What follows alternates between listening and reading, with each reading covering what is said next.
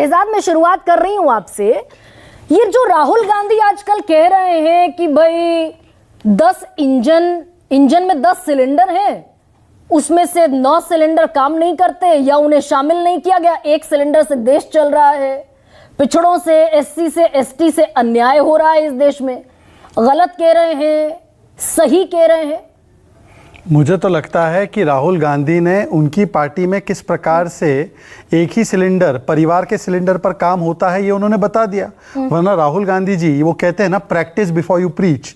तो वो घर में अपने आरजीएफ का फाउंडेशन है, राजीव गांधी फाउंडेशन, उसमें कितने एससी एसटी ओबीसी है बता दे, सीडब्ल्यूसी में कितने एससी एसटी ओबीसी है बता दे। पर चलिए छोड़िए, उन्होंने कहा कि कास्ट सेंसस का विषय है। कास्ट सेंसस पर मैं आपको, और एक एक करके मैं प्रूफ के साथ आज पूरा आया हूं, मुझे थोड़ा सा समय सिर्फ दे दीजिएगा आप। ये है अमित शाह का बयान। अमित शाह जी ने कहा है कि हम तो कास्ट सेंसस के विरोधी नहीं हैं। इंडियन एक्सप्रेस तो डिपेंडेबल है। इंडियन एक्सप्रेस पे पहला आप सुनिए, Mamata Banerjee blocks demand of caste census in resolution of India alliance. दूसरा, Anand Sharma, disrespecting legacy of Indira and Rajiv, Congress leader says we are against caste census. ये आनंद शर्मा जी का बयान। 1951 तक वैसे तो कास्ट सेंसस होता था, रोका था नेहरू जी ने।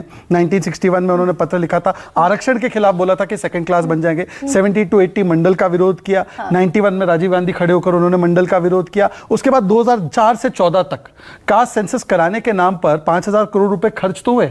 10 में रिपोर्ट आई, वो रिपोर्ट जारी नहीं की गई, और उसमें खड़गे जी का स्टेटमेंट एक बहुत जरूरी है, मैं सुनाता हूं आपको। सुनिए। Asked the Prime Minister to make public details or findings of the caste census that was commissioned by the UPA government in 2011. What happened with that, sir, when you were in power? Was there a problem in releasing those findings when you were in power? No, we were working on that. We worked. Finally, naturally, some people were against it, but we prepared everything. We could. The lot of money spent on that. The intention is that to release it. We did not. Because of elections and because of opposition. Opposition पता है किसका था? चिदम्बरम जी का। उन्होंने तो कहा कि इससे विघटन हो जाएगा समाज में। उसके बाद हमारी सरकार आई। आप बोलेंगे आपकी सरकार ने 10 साल में क्या किया? भाई बता दो, मैं बताता हूं। हमारी सरकार ने तुरंत उसको जारी करने के लिए स्टेप्स भी शुरू किए। पता चला उसमें 8 करोड़ से ज्यादा एरर्स थे। हमने वो एरर्स जो है सारे रिस्पेक्टिव स्टेट्स को भेजे, केरला, कर्नाटका, तमिलनाडु, और मैं चाहता हूं गुरदीप जी बैठे, वो बताए कि वहां से रिटर्न करके नहीं आया। सुप्रीम कोर्ट में भी हमने हलफनामा डालकर बोला कि ये डेटा जब तक हमें करेक्शन करके नहीं मिलता, वो हम इसको यूज नहीं कर सकते। एनीवे, वो बात चली गई आगे। मैं बोलता हूं कि ये ओबीसी कास्ट सेंसस या कास्ट सेंसस का जो पूरा प्लान है, उसके 2 लक्ष्य होते हैं, एक तो प्रतिनिधित्व, एक आरक्षण। आज मैं राहुल गांधी जी ने जो बोला है कि संविधान के साथ है, नेशनल कॉन्फ्रेंस बोलती है हम 370 लागू करना चाहते हैं। मतलब पहली बार जो नहीं सुनिए मेरी बात, मैंने इसी पे आ रहा हूं, इसी से जुड़ा हुआ है, इसी से नहीं गरिमा जी। आरक्षण जो पहली बार 70 वर्षों में जम्मू कश्मीर के वोकल वहां के गुजर, बकरवाल और वाल्मीकि समाज को मिला है, वो हट जाएगा अगर 370 लागू होता है। राहुल गांधी जी तो ये आरक्षण के लिए ही तो चाहते हैं ना ओबीसी कास्ट सेंसस। दूसरी बात 10-15 सेकंड और मैं खत्म कर दूंगा। हाँ, उसके बाद आज ओबीसी कास्ट सेंसस का आरक्षण कैसे ओबीसी आरक्षण छीनकर मुस्लिम जातियों को दिया गया, यह बंगाल के हाईकोर्ट ने बताया, जिसमें 77 ओबीसी कास्ट में 75 मुस्लिम को डाला गया। उसको कैंसिल करके बताया गया कि कैसे मुस्लिमों को जोड़ा जा रहा है इल्लीगली वोट बैंक के लिए, ये हाईकोर्ट ने कहा। सुप्रीम कोर्ट में सामने आया कि बिना कोई सर्वे, बिना कोई रिसर्च के उन जातियों को डाला गया था जो डिजर्विंग नहीं थी। दूसरी बात, तीसरी बात मैं पूछना चाहता हूं, आखिरी बात है ये मेरी, कि आज पता है ये जब कास्ट सेंसस की बात होती है और ये मिस इंडिया में कास्ट ढूंढते हैं, तो आज मैं सवाल सिर्फ इतना पूछना चाहता हूं कि 70 वर्ष थे इनके पास, ओबीसी प्रधानमंत्री इन्होंने क्यों नहीं बना दिया? आज तीसरा टर्म शुरू कर रहे हैं प्रधानमंत्री जो ओबीसी समाज से आते हैं। इनको मुख्यमंत्री बनाने का मौका मिला, इन्होंने किसको बनाया? रेवंत रेड्डी। ओबीसी है क्या? हमने किसको बनाया? मनोज यादव, मोहन यादव। हमने किसको बनाया? मांझी जी। हमने किसको बनाया? विष्णु साय जी को। तो मैं सवाल पूछ रहा हूं कि प्रतिनिधित्व हो या आरक्षण हो, दोनों के खिलाफ कांग्रेस पार्टी। अब यानी कि राहुल गांधी एकदम प्योर पॉलिटिक्स कर रहा है, शहजाद पूनावाला। इसके अलावा आपको क्या समझ में आता है? वरना मुझे बता दीजिए। एक छोटा सा जवाब, हाँ, छोटा सा ही जवाब है, क्योंकि उन्हीं के पिता ने कहा आरक्षण के नाम पर बुद्धुओं को बढ़ावा मिलता है। अब वो बता दे कि मेरे पिताजी गलत थे, यानी कि राहुल गांधी जो मेरे परदाता थे वो गलत थे। बिल्कुल ठीक बात। यानी कि राहुल गांधी प्योर पॉलिटिक्स कर रहे हैं वोट बैंक की। है ना शहजाद? राहुल गांधी तो पॉलिटिक्स वोट बैंक की ही करते हैं और बांटने की, ये हिंदू समाज को बांटने की राजनीति उन्होंने हमेशा से की है। भाई ये बताइए ना कि जिस प्रकार से मुस्लिमों में तो पसमानदा होते हैं, कभी उन्होंने पसमानदाओं की बात की? वो वोट जिहाद की तो जरूर बात बांटने की करते हैं। राजनीति शहजाद, हिंदू और मुस्लिम को हमेशा किस प्रकार से, हिंदुओं में तो जाति के नाम पर बांटते हैं और मुस्लिमों को तो नहीं बांटते हैं, परंतु मैं समझाना चाहता हूं केवल एक वाक्य। जातिवाद नहीं, मैं तो चाहूंगी कि ये शब्द हम हटा दें अपने देश से। हम सब, दादी माँ चाहती थी कि जातिवाद शब्द और जाति शब्द ही ना हो, और बेटा चाहता है जाति पे जनगणना हो। तो पहले इस डिबेट में बता दें इंदिरा गांधी गलत थी। ठीक है, अब शहजाद राहुल गांधी प्योर पॉलिटिक्स कर रहे हैं, लेकिन कल ही राष्ट्रीय कार्यकारिणी की बैठक में चिराग पासवान ने कहा, आपके मंत्री हैं बाकायदा कैबिनेट में, कि जातिगत जनगणना होनी चाहिए। बिल्कुल। इसके पहले अनुप्रिया पटेल मोदी सरकार में मंत्री, उसके पहले संजय निषाद योगी सरकार में मंत्री, ओम प्रकाश राजभर योगी सरकार में मंत्री, जीतन राम मांझी मोदी सरकार में मंत्री, नीतीश कुमार जिन्होंने पूरा एक बाकायदा बुके देश के सामने रखा, अजीत पवार अभी 15 दिन पहले कह रहे थे जातिगत जनगणना होनी चाहिए। तो सब वोट बैंक की पॉलिटिक्स कर रहे हैं? नहीं, क्योंकि एक का ट्रैक रिकॉर्ड है और दूसरे का बिना ट्रैक रिकॉर्ड है। राहुल गांधी के परिवार और पार्टी ने इसको लगातार आज भी अपोज किया, कर्नाटका में जारी नहीं कर रहे, परंतु जिनका आप बात कर रही है, ये वोट बैंक की पॉलिटिक्स नहीं कर रहे, जिनकी आप बात कर रही है उनका तो ट्रैक रिकॉर्ड है, वो एससी एसटी समाज के साथ हमेशा खड़े हैं। मैं आपको उदाहरण देता हूं, एक आखिरी उदाहरण देता हूं। आप पूछे चिराग पासवान से कि चिराग पासवान जी आप चाहते हैं कि जम्मू कश्मीर के वाल्मीकि समाज को अधिकार ना मिले, तो चिराग पासवान बोलेंगे कतई नहीं, मैं चाहता हूं उनको मिले, 370 हटना चाहिए। अब ये सवाल गुरदीप सप्पल से पूछिए। अब राहुल गांधी को भूल जाइए शहजाद पूनावाला कि राहुल गांधी कह रहे हैं जातिगत जनगणना, क्योंकि वो तो अनुराग ठाकुर ने जवाब दे दिया कि जिसको जाति का नहीं पता वो जातिगत जनगणना की बात कर रहा है। ये राहुल गांधी से थोड़ी कहा। एक सेकंड, ये तो जनरल स्टेटमेंट था, राहुल गांधी ने पर्सनली क्यों लिया? ठीक है, मैं उस पर नहीं जा रही। अब राहुल गांधी को कर देते हैं देश की पॉलिटिक्स से एक तरफ। ये जो जातिगत जनगणना है, ठीक है कर देते हैं। ये जो जातिगत जनगणना का मुद्दा है, ये क्योंकि आपके सहयोगी कह रहे हैं, तो यानी कि जातिगत जनगणना होनी चाहिए ना? हम इसके राहुल विरोध में गांधी हैं कहे ही ना नहीं। अच्छा, अमित शाह जी का स्टेटमेंट पढ़कर सुना रहा हूं, सुनिए मैं आपको पढ़ के।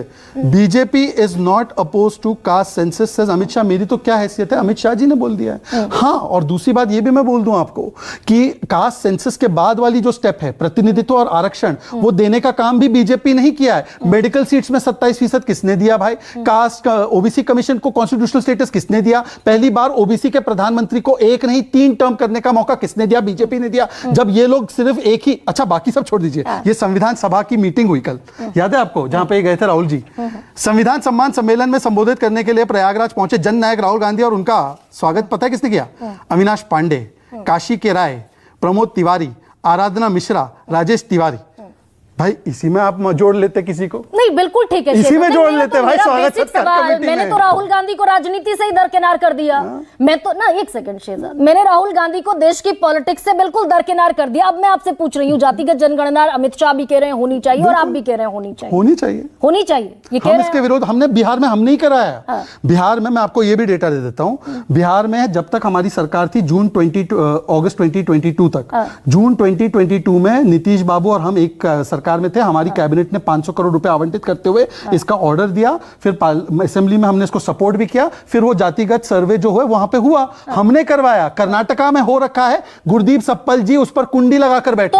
तो शहजाद ये भी फिर बता दीजिए, जातिगत जनगणना के ना आप विरोध में हैं, नहीं है, लेकिन ना सेंसस की तारीख अभी पता है, ना उसमें आगे किसी तरह से बढ़ने का कोई मूड दिख रहा है शहजाद। अच्छा, पहले तो आपने स्वीकारा हम विरोध में नहीं है। ये मेरे स्वीकार करने का सवाल ही नहीं है। आपको मैं इसलिए कह रहा हूं कि अभी तक की जो चर्चा निकल के आई, मेरी बातों से ये आ रहा है कि हम लोग विरोध में नहीं है। ममता बनर्जी विरोध में है, ये भी मैंने आपको प्रूफ कर दिया। इस पे तो जवाब चाहिए। पर अपने सेंसस की बात की, सेंसस 10 साल में एक बार होता है, ये बात बिल्कुल सही है। 2021 में सेंसस ड्यू था, ये बात भी सही है। सेंसस एक्सरसाइज करने में 8 महीने से 12 महीने लगते हैं, यूजुअली 2 फेज में होता है। अगर कोविड नहीं आया होता तो पिछली बार का सेशन था कि वो मार्च से सितंबर 2020 में फेज 1 और फरवरी 2021 में फेज 2। पर आपको याद होगा कि हमारे यहाँ पर कोविड की सेकंड और थर्ड वेव भी मार्च 2022 तक मिड 2022 तक चली। उसके बाद कम से कम 6-7 महीने चाहिए पूरे सिस्टम को सेट करने के लिए, और उसके पहले चुनाव आ गए। अब रजिस्ट्रार जनरल के पास ये पूरा अधिकार है, नई सरकार बन चुकी है, सारी इलेक्शंस वो जब चाहे करे। यानी कि पीएमओ की जब मंजूरी मिलेगी सेंसस में कि सेंसस हो रहा है सितंबर के आसपास शुरू करने का प्लान है, उसमें जातिगत जनगणना होगी शहजाद एक पूनावाला। सेकंड, मैं फिर से आपको, ये पहली दफा किसी टेलीविजन चैनल मैं आपको पर बता रहा हूं। पर्दे पर किसी भी प्रवक्ता के जरिए ये पहली स्वीकारोक्ति होगी पीएमओ, सुनिए मेरी बात सुनिए, पीएमओ पहले तो स्वीकार्यता नहीं देगा सेंसस के लिए, ये रजिस्ट्रार जनरल और सेंसस कमिश्नर का काम है, ये तय करेंगे उनको कब करना है सेंसस। नहीं, होम मिनिस्ट्री तो सीधे सीधे इन्वॉल्व है। होम मिनिस्ट्री के अधीन आती है ये, पर वो निर्णय जो होता है कैसे करना है क्या करना है वो अपना नहीं, निर्णय सवाल है। सुनिए है, शहजाद। दूसरी बात, एससी एसटी का तो वैसे ही पूछा जाता है, OBC सेंसस तो पहले ही पूछा जाता है, OBC हम उसके विरोध में नहीं है, हम उसके विरोध में ही कॉलम नहीं है। होगा, आपने कहा हम- विरोध में अरे नहीं भाई, है, जातिगत जनगणना कराएंगे, ये क्वेश्चन आप तो ये जो ओबीसी का कॉलम हम है उसके ये विरोध- शामिल होगा सेंसस में, मेरी कास्ट बात सेंसस सुनिए, होगा क्या? मैं जवाब देता हूं आपको। हम उसके विरोध में नहीं हैं, इसका मतलब यह है कि जो भी रजिस्ट्रार जनरल तय करना चाहे वो करे, परंतु सवाल यह बनता है बिहार में हमने करवाया, कर्नाटक में कांग्रेस ने रोका, तो क्या कांग्रेस इसके पक्ष में है? कांग्रेस से पूछे अगर पक्ष में तो कर्नाटका में क्यों नहीं जारी है? भाई सरकार- टीएमसी पक्ष में है तो टीएमसी ने बंगाल में क्यों नहीं कराया? शहजाद, ठीक पूछे है। हिमाचल में शहजाद, आनंद एक शर्मा ने क्यों सेकंड। मना किया? अरे भाई, ये शहजाद, सवाल रुकिए। है, सवाल हम है। तो उसके पक्ष में ही है सवाल, लेकिन शहजाद पूनावाला जी।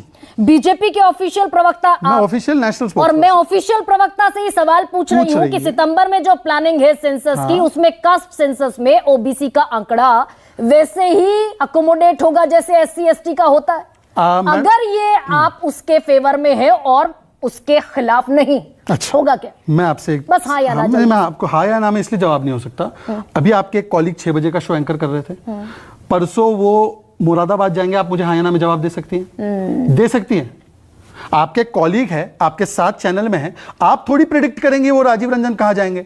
मैं भी उस प्रकार से, मेरी सरकार बड़ी डिसिप्लिन सरकार है, मैं किसी के काम में एग्जीक्यूटिव रूप से हस्तक्षेप नहीं कर सकता। रजिस्ट्रार जनरल जो करना चाहेंगे वो करेंगे, वो उनसे, उनको भी डिबेट में बुलाइए और पूछिए, मुझे क्या ना पता। मैं मुख्यमंत्री हूँ, ना मैं प्रधानमंत्री हूँ, ना मेरे सहयोगी मेरी कैबिनेट का हिस्सा है, ना मेरे सहयोगी रजिस्ट्रार जनरल मेरी कैबिनेट का थोड़ी हिस्सा है भाई। Registrar general and census commissioner बोलेंगे ना, वो उनको डिबेट में बुलाइए या फोन लगाइए, आपके चैनल के लोग उनके ऑफिस को कवर भी करते होंगे, उनसे पूछ लीजिए, तो ये जवाब स्टेटमेंट देंगे। शहजाद पूनावाला, ये जवाब बीजेपी के लिए मुश्किल है। नहीं मुश्किल नहीं, मानिए आपके एक जवाब सेकंड, मुश्किल। आप मुझे बोलेंगी कल कि सीबीआई परसों इस व्यक्ति को इन्वेस्टिगेट करेगी, तो मैं कैसे जवाब दे सकता हूं? Absolutely. सीबीआई इज ऑटोनॉमस, वैसे ही कास्ट सेंसस वाले जो करने वाले वो ऑटोनॉमस, वो अपना तय करेंगे। पर मैं आपको सरकार की ओर से और पार्टी की ओर से स्टैंड बता रहा हूं, we are not opposed, but who is opposed? TMC is opposed, who is opposed? Congress is opposed. और यहां पे देखो आशुतोष जी दिख रहे मेरे मित्र, रिजर्वेशन इन प्रमोशन रोकने वाले, और ये लोग वाल्मीकि समाज को अधिकार नहीं देना चाहते जम्मू कश्मीर में। इनसे पूछेगा, ये बोलेंगे कश्मीर की बात मत करो। रेपिटेशन हो रहा है, मुझे लेट मी प्रोसीड। गुरदीप जी, मिशन है राहुल गांधी का कि वो जातिगत जनगणना कराएंगे, प्रधानमंत्री नरेंद्र मोदी नहीं कराएंगे तो अपने सामने किसी और प्रधानमंत्री को कराते हुए देखेंगे। उन्हीं राहुल गांधी की बात आपके स्टेट के मुख्यमंत्री 10 महीने से मानने को तैयार नहीं है।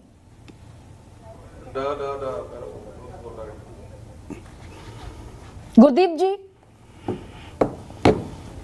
चलिए मैं वापस लौटती हूँ, शायद आप तक आवाज मेरी नहीं पहुंच रही है। हाँ, ये नहीं तो होना ही था। नहीं, एक सेकंड। नहीं, कर्नाटका का सवाल सुन के ही गायब हो जाते हैं। ना ये है नहीं इस डिबेट का मोड, ये आप जानते हैं शहजाद। नहीं, उनकी तरफ से बोल रहा हूँ, आपका तो बायस नहीं है, उनका लग रहा है। अब आशु